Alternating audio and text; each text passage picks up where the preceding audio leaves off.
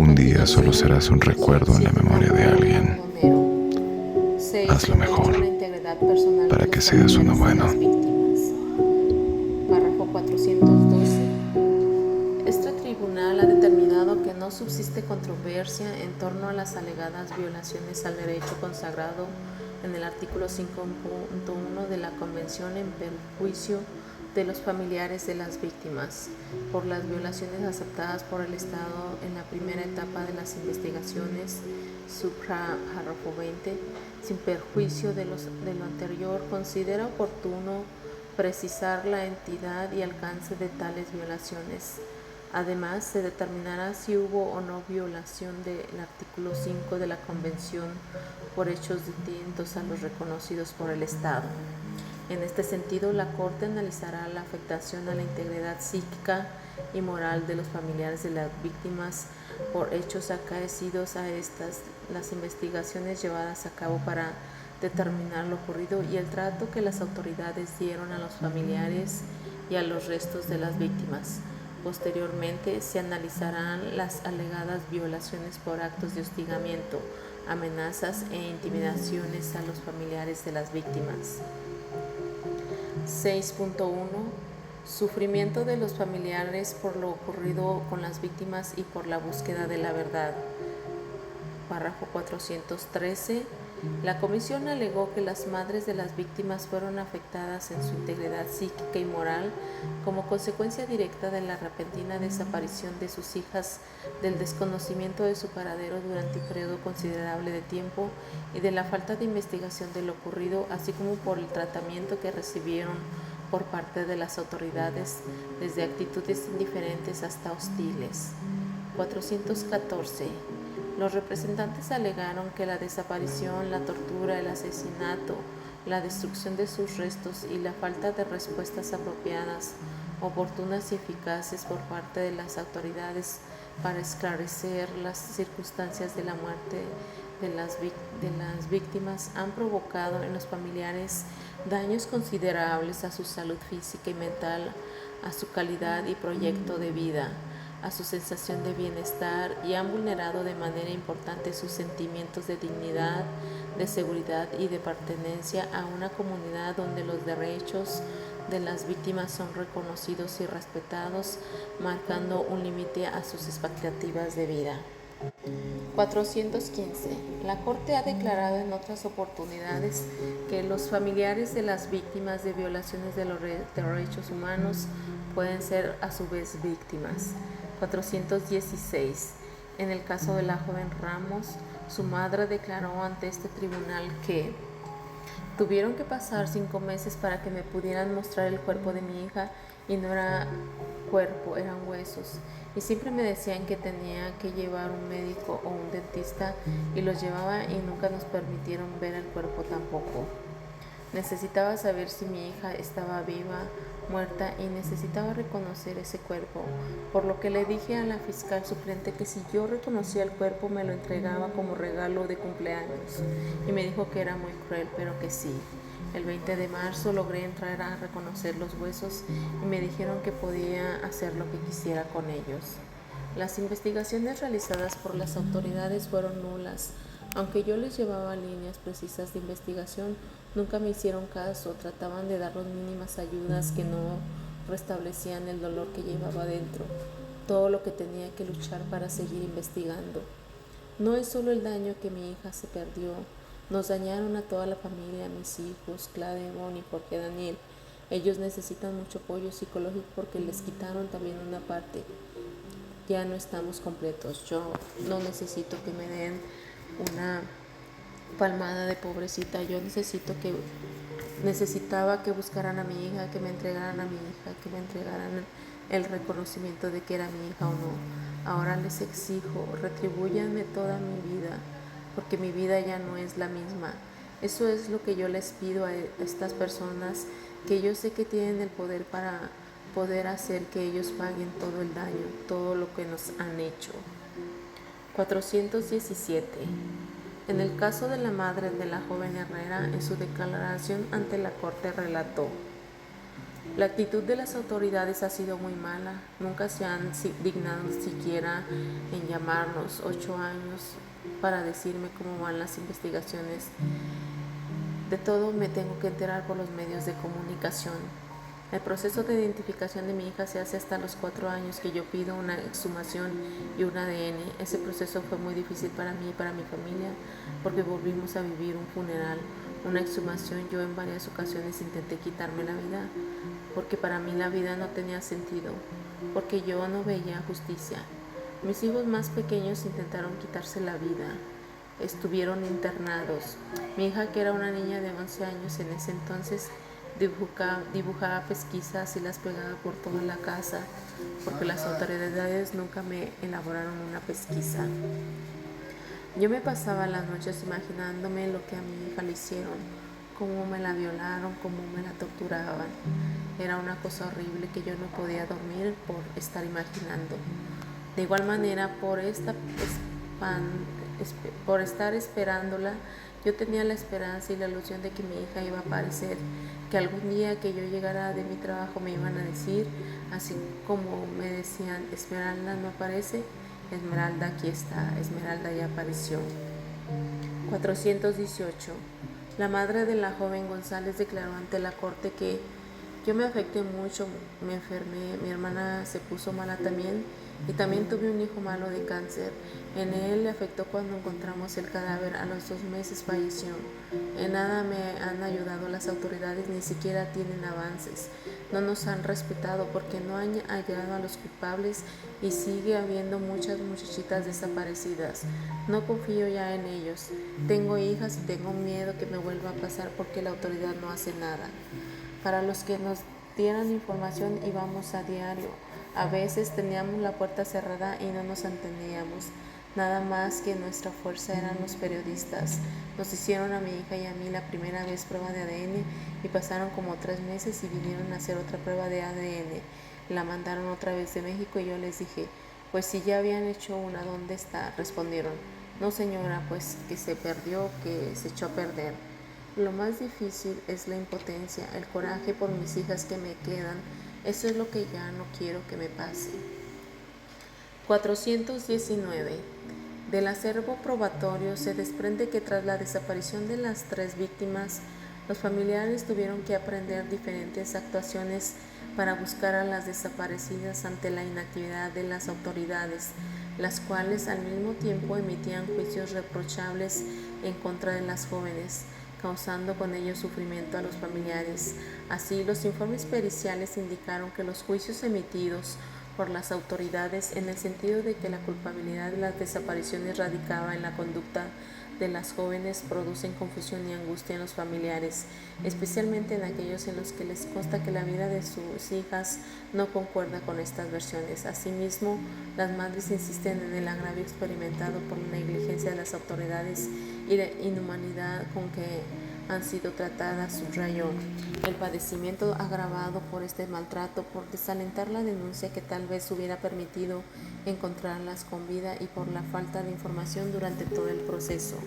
420. Por otra parte, los familiares sufrieron en su salud mental y emocional por la falta de diligencia en la determinación de la identidad de los restos encontrados y la falta de información sobre las actuaciones realizadas por parte de las autoridades. Así, la no identificación de los cuerpos por el lapso de varios años ha impedido a las familias vivir los ritos que acompañan la muerte y el entierro de su ser querido, alterando bruscamente su proceso de duelo. No han podido sanar las heridas, obligadas a vivir con un dolor permanente que se reaviva cada vez que las noticias anuncian el hallazgo de nuevos cadáveres. 421. La falta de investigaciones tendientes a hallar la verdad, juzgar y en su caso sancionar a los responsables agrava la experiencia de impotencia, desamparo e indefensión de estas familias. 422. El Estado reconoció que las irregularidades admitidas por la autoridad al inicio de las investigaciones de los 3 homicidios afectaron directamente a los familiares. En tal virtud, el Estado reconoce y acepta que el cerebro a la integridad psíquica y moral de los familiares se vio vulnerado. 423. El Estado especificó el alcance de su allanamiento en los siguientes términos. 1. Al momento en que los cuerpos fueron localizados, las autoridades no tomaron las precauciones suficientes para resguardar el lugar de los hechos y los demás elementos que se encontraron en el mismo, elementos que constituyen evidencias materiales de los homicidios. Esta negligencia obstaculizó e indujo a errores en las investigaciones iniciales de los homicidios, lo que provocó un sufrimiento adicional en los familiares de las víctimas. 2. Los errores y negligencias de la integración de los expedientes contribuyeron de igual forma al retraso de las investigaciones para encontrar a los responsables de los homicidios. Esta cuestión afectó a los familiares al no tener certeza sobre la seriedad, imparcialidad y exhaustividad de las investigaciones por los homicidios de las víctimas. 3. El reinicio de las investigaciones de los homicidios se debió en parte a la necesidad de identificar a las víctimas en virtud de que los familiares habían expresado dudas razonables sobre los exámenes de identificación realizados, reconociendo el sufrimiento de las madres al tener que identificar los cuerpos de sus hijas cuando estos se encontraban en un alto grado de descomposición que los hacía prácticamente irreconocibles. 4. El Estado es consciente del sufrimiento que causa a los familiares de las víctimas el hecho de que no se haya identificado hasta el momento en los responsables de los homicidios de las jóvenes González, Herrera y Ramos. Y 5. Que al inicio de las investigaciones los familiares no fueron informados puntualmente de las indagatorias y de las diligencias de las autoridades llevaban a cabo para identificar y ubicar a los responsables. Reprobó las actitudes insensibles mostradas por los funcionarios de la Procuraduría General de Justicia del Estado de Chihuahua con los familiares. Reprochó la insensibilidad de las autoridades al entregar los cuerpos de las jóvenes González, Herrera y Ramos a sus familiares y lamentó las declaraciones emitidas por funcionarios públicos en relación con los homicidios de las jóvenes González, Herrera y Ramos que lastimaron la integridad psíquica y moral de sus familiares. 424. En virtud de lo expuesto, la Corte concluye que la violación de la integridad personal de los familiares de las víctimas se ha configurado por las circunstancias sufridas durante todo el proceso, desde que las jóvenes Esmeralda Herrera Monreal, Claudia Ivette González y Laura Berenice Ramos Monarrez desaparecieron, así como por el contexto general en el que ocurrieron los hechos, la irregular y deficiente actuación de las autoridades del Estado a la hora de buscar el paradero de las víctimas una vez que fue reportada su desaparición, la mala diligencia en la determinación de la identidad de los restos, de las circunstancias y causas de las muertes, el retraso en las investigaciones y el trato dado a los familiares durante todo el proceso de búsqueda de la verdad ha provocado en ellos un gran sufrimiento y angustia. Todo ello, a criterio del tribunal, configura un trato degradante contrario al artículo 5.1 y 5.2 de la Convención Americana. En relación con el artículo 1.1, en perjuicio de Irma Monreal, Jaime Benigno Herrera Monreal, Adrián Herrera Monreal, Juan Antonio Herrera Monreal, Cecilia Herrera Monreal, Zulema Montijo Monreal, Eric Montijo, Juliana Ballín Castro, Irma Josefina González Rodríguez, Mayela Banda González, Gemma Iris González, Carla Elizabeth Hernández Banda, Jacqueline Hernández, Carlos Hernández Llamas, Benita Monarrez Salgado, Claudia Ivonne Ramón Monarrez, Daniel Ramón Monarrez, Ramón Antonio Aragón Monarrez, Claudia Dayana Bermúdez Ramos, Itzel Arely Bermúdez Ramos, Paola Alexandra Bermúdez Ramos, Atsiri Geraldine Bermúdez Ramos. 6.2. Amenazas, intimidación y hostigamientos sufridos por los familiares. Párrafo 425. La comisión alegó que las madres de Claudia Ivette Esmeralda y Laura Berenice han sido víctimas de hostigamiento, malos tratos e intimidación por autoridades y agentes estatales de manera continua desde la denuncia de las desapariciones hasta la actualidad.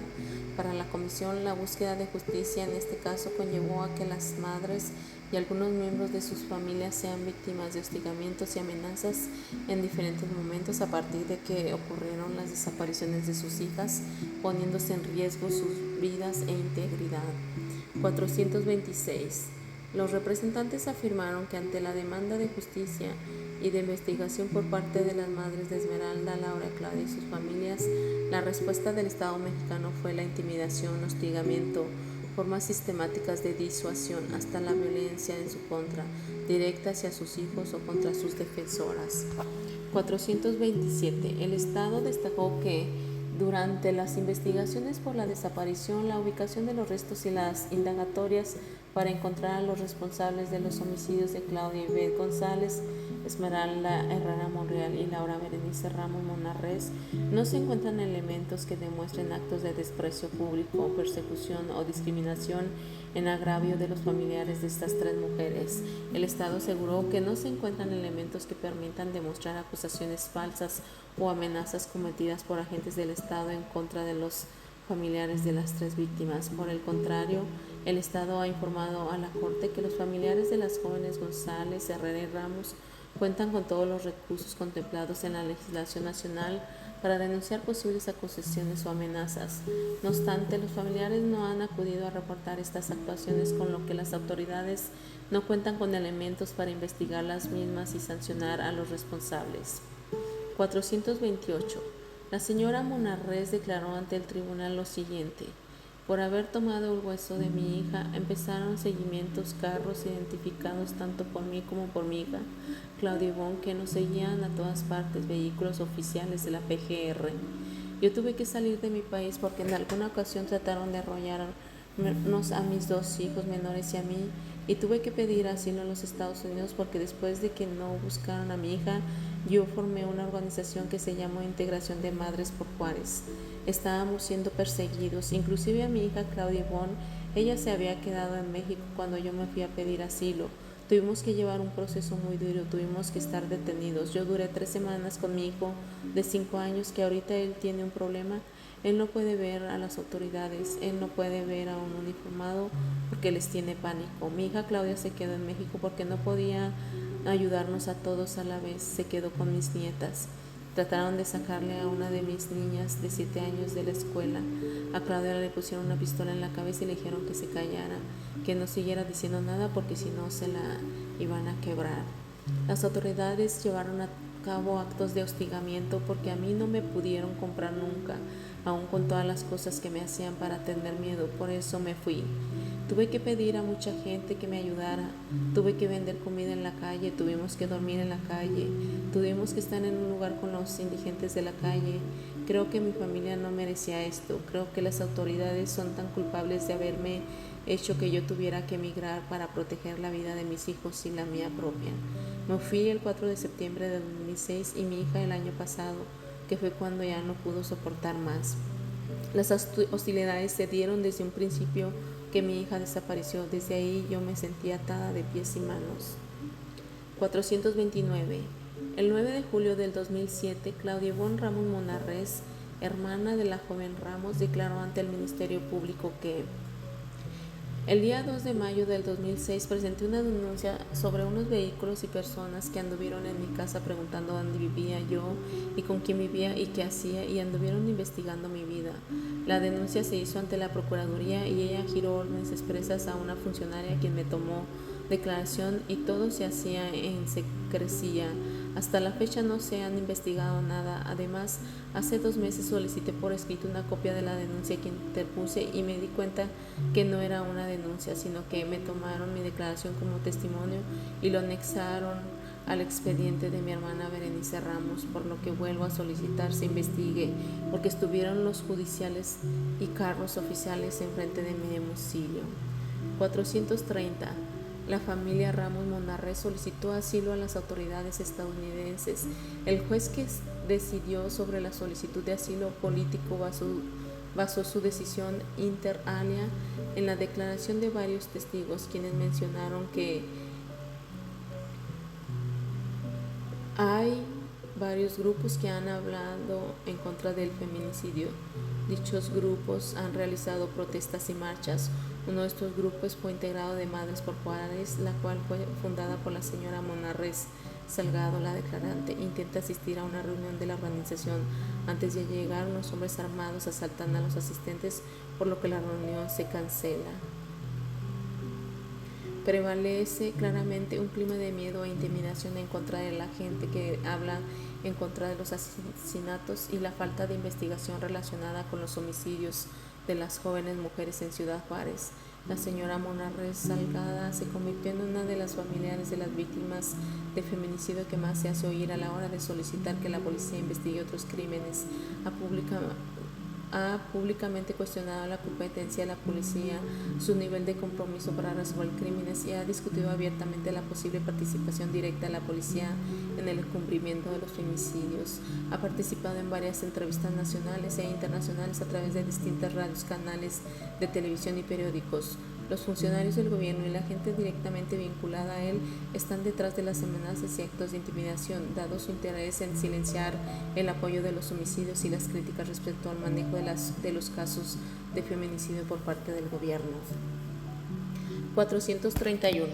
Por último, el mismo juez consideró los testimonios de la familia Ramón Monarrez, los cuales calificó como consistentes y bien fundamentados por la prueba documentada. En lo que respecta a las declaraciones de la señora Monarrez, señaló que, a través de los medios de comunicación, la señora Monarrez Salgado acusó públicamente a los funcionarios del gobierno de México, incluyendo al gobernador y el fiscal general del estado mexicano de Chihuahua, de ser cómplices de la muerte de su hija y la subsiguiente deficiente investigación. Después de identificar el cuerpo de su hija, la señora Monarrez Salgado empezó a recibir llamadas amenazantes. Las personas que la llamaron le dijeron que si continuaba hablando la iban a matar o le iban a hacer desaparecer a sus hijos. Las llamadas telefónicas fueron continuas, sin embargo, se intensificaron después de que la Corte Interamericana admitió el caso de los asesinatos del Campo Algodonero.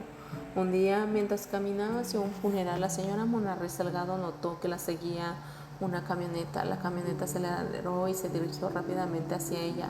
Ella pudo quitarse del camino. La camioneta dio vuelta a la manzana e intentó atropellarla nuevamente. La señora Monarrez Salgado pudo evitar el segundo ataque, por lo que la camioneta se alejó. Luego se dirigió al funeral.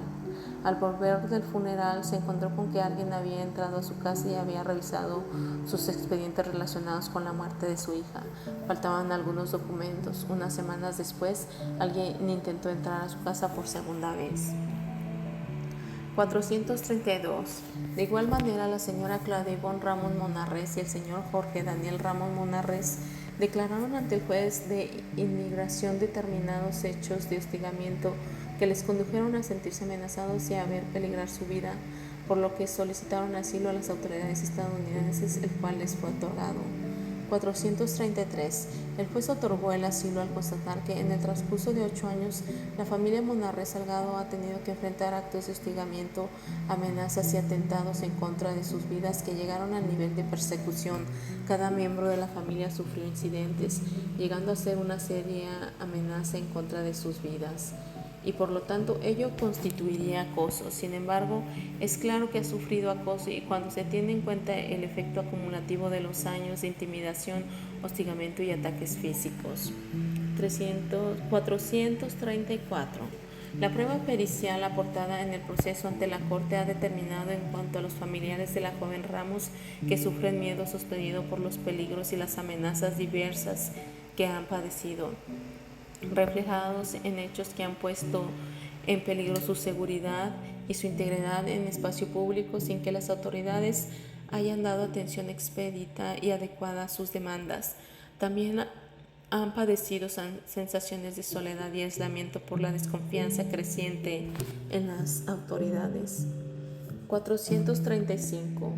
Del expediente del presente caso se desprenden ciertos datos en referencia a la existencia de un patrón de conductas estatales hacia familiares de mujeres víctimas de la violencia en Ciudad Juárez, que consistían en tratos despectivos e irrespetuosos y hasta agresivos cuando intentaban obtener información sobre las investigaciones, que además generaban en la mayoría de los casos desconfianza y temor, por lo que no denunciaban los hechos. En algunos casos los familiares manifestaron que se les dijo que dejaran de realizar averiguaciones o llevar a cabo otras actividades en procura de justicia. Asimismo, se ha reportado que el hostigamiento y las amenazas a los familiares de las víctimas, a sus representantes y a las organizaciones de la sociedad civil se han recrudecido en la misma medida en que la presión nacional e internacional se ha acrecentado, haciéndolos responsables por esa dimensión nacional e internacional que ha tomado la situación. 436. Con base a lo anterior, la Corte considera que del acervo probatorio se desprende que la señora Monarrés sufrió diversos actos de hostigamiento desde la desaparición de su hija hasta que abandonó su país para irse como aislada a Estados Unidos, circunstancias que también sufrieron sus 3 hijos y nietos. 437. En lo que respecta a la familia Herrera, el 5 de abril del 2006, la señora Monreal Jaime declaró ante la Fiscalía que a su hijo Adrián Herrera Monreal lo interceptaron en su vehículo. Llegaron 2 patrullas de la Policía Municipal y 2 camionetas de la Policía Judicial. Lo bajaron, lo golpearon y se llevaron su vehículo. 8 meses después apareció el auto desmantelado en un terreno de la Policía Judicial. Esta declaración es consistente con la vertida ante la Corte en la audiencia pública y con la prueba pericial aportada. 438. Por otro lado, no consta cuestionamiento específico por parte del Estado en contra de estos hechos alegados y el mismo ha aportado prueba que desvirtúe la existencia de estos. Por ende, el tribunal tiene por establecido la existencia de actos de hostigamiento contra el señor Adrián Herrera Monreal. 439.